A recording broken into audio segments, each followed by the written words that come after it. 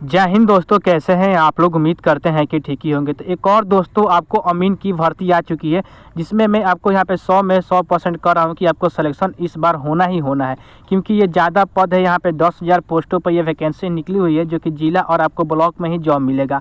तो हम इसके बारे में यहाँ पे उम्र से लेकर चयन प्रक्रिया, सैलरी, मेरिट लिस्ट की तरह से बनेगा, हम सब कुछ जानेंगे।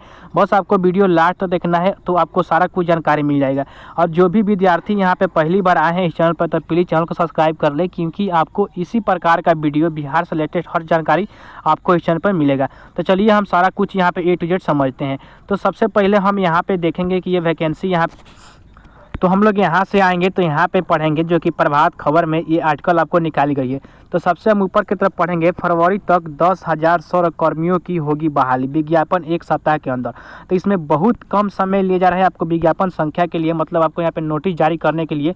तो मैं आपको बताऊंगा कि किस तरह से आपको तैयारी करना है, कौन कौन से सब्जेक्ट से कितना क्वेश्चन पूछा जाता है, हम सब कुछ जानेंगे। फिर हम यहाँ से थोड़ा सा और पढ़ते हैं, जो कि ये जो आपको भर्ती होने वाली है, राज्य एवं भूमि सुधार विभाग में भर्ती होने वाली है, जिससे हम लोग यहाँ से पढ़ेंगे। राज्य एवं भूमि सुधार मंत्री आलोक मेहता ने कहा है कि भूमि संरक्षण को जल्द से जल्द पूरा करना महागठबंधन सरकार की प्राथमिकता है, कि इसके लिए सरकार हर संभव कदम उठा रही है। उम्मीद है कि फरवरी तक आपको यहाँ पे कितना, फरवरी तक 10,000 सौर कर्मियों की बहाली होगी। मतलब कि यहाँ पे पूरा जो समय लिया गया है वो फरवरी के महीने तक लिया गया है। लेकिन हम यहाँ से नीचे की तरफ और पढ़ेंगे, यहाँ से बहाली का जो कि सीमा है, और उसके बाद से बहाली कर निर्धारित समय सीमा के भीतर जमीन के सौर को पूरा कर पाना संभव होगा। फरवरी के बाद पूरे बिहार में, क्या यहाँ से फरवरी के बाद पूरे बिहार में सौर कर्मियों की नए तरीके से पोस्टिंग की जाएगी। अपर मुख्य सचिव ब्रिजेश मेहत्रा ने कहा है कि अगले एक हफ्ता में 10,000 संविदा आधारित पदों का विज्ञापन निकाल जाएगा।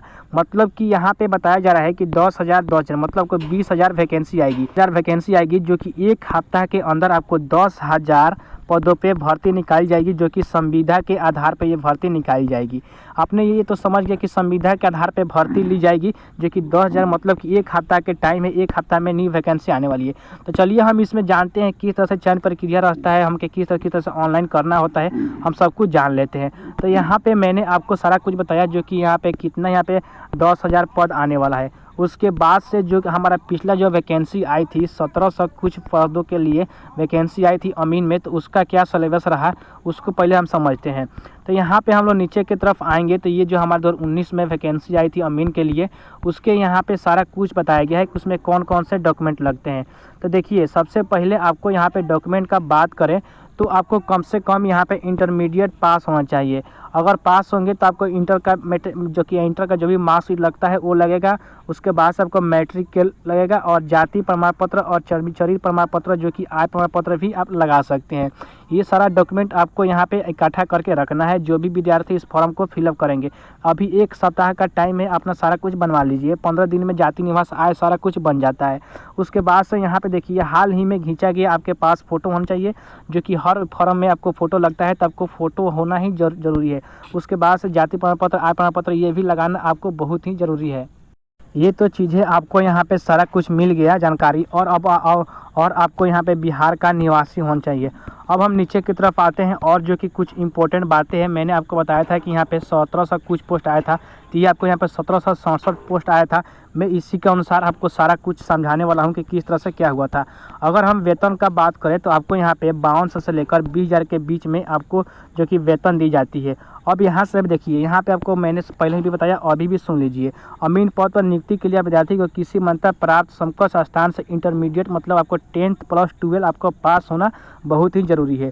उसके बाद से अगर आपका स्वास्थ्य सही है तो ये भी आपको यहाँ पे मांगा जाएगा। ये चीज़ें बाद में मांगी जाती है।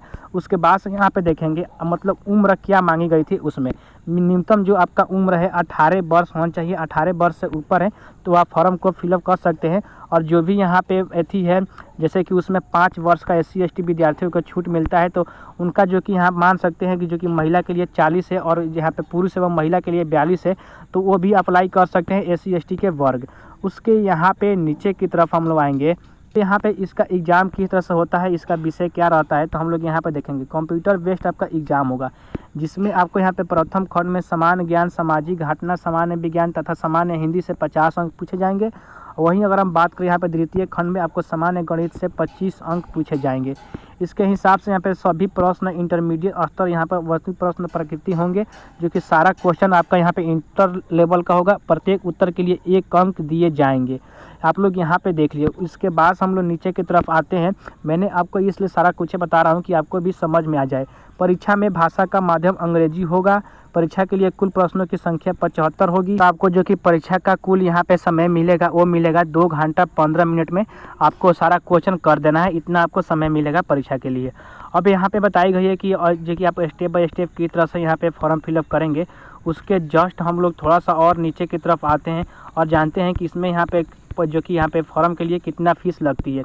तो हम यहाँ से अगर फ़ीस की बात करें तो देखिए यहाँ पे आपको परीक्षा शुल्क कम से कम यहाँ पे EWS और जो भी यहाँ पे VC के मेल है उनके लिए यहाँ पे 200 रुपया, और जो भी यहाँ पे VC और जो भी SC ST से विद्यार्थी है उनको 100 रुपया यहाँ पे चार्ज देना होता है परीक्षा के लिए। अब यहाँ पे हम बात करते हैं कि इसका मेरिट लिस्ट किस तरह से बनता है। तो आपको मेरिट लिस्ट के लिए यहाँ पे थोड़ी सी बातें जो कि यहाँ पे समझना होगा। सबसे पहले आप एग्ज़ाम देंगे। एग्ज़ाम देने के बाद जो भी आपका यहाँ पे जैसे कि मार्क्स आया हुआ है उस हिसाब से यहाँ पे देखिए, अगर आपके पास यहाँ पे अनुभव है तो उसमें भी आपको कुछ नंबर ऐड किया जाएगा, तब आपको जो कि कट ऑफ मिलेगा। तो यहाँ पे जैसे कि यहाँ पे देख सकते हैं जो पिछला जो एथी हुआ था, जैसे कि यहाँ पे मेरिट लिस्ट बनता है जिसमें सामान्य वर्ग का यहाँ पे 40% था, पिछड़ा वर्ग का 36% था और यहाँ पे अत्यंत पिछड़ा वर्ग को 34% व अनुसूचित जनजाति के लिए यहाँ पे 32% का यहाँ पे रखा गया था सारे एग्जाम को लेकर यहाँ पे कैटेगरी बाई। तो इस हिसाब से जब आप एग्जाम देंगे, अगर आपके पास यहाँ पे एक्सपीरियंस है तो आपको एक्सपीरियंस भी फ़ायदा आने वाली है। तो जब आप एग्ज़ाम देंगे उस हिसाब से आपको यहाँ पे जैसे कि 10,000 विद्यार्थियों ने का यहाँ पे जैसे कि भर्ती है, कितना 10,000 विद्यार्थियों का भर्ती है तो आपको इसमें 1 गुना ज़्यादा विद्यार्थियों को पास की जाएगी। उसके बाद से आपका डॉक्यूमेंट यहाँ पे चेक होगा। सारा कुछ चेक होने के बाद आपका यहाँ पे फाइनल सिलेक्शन हो जाएगा। ऐसा ही वीडियो देखने के लिए आप चैनल पर बने रहें। आपको सारा जानकारी स्टेप बाय स्टेप इस चैनल पर डेली बाय डेली देखने को मिलेगा।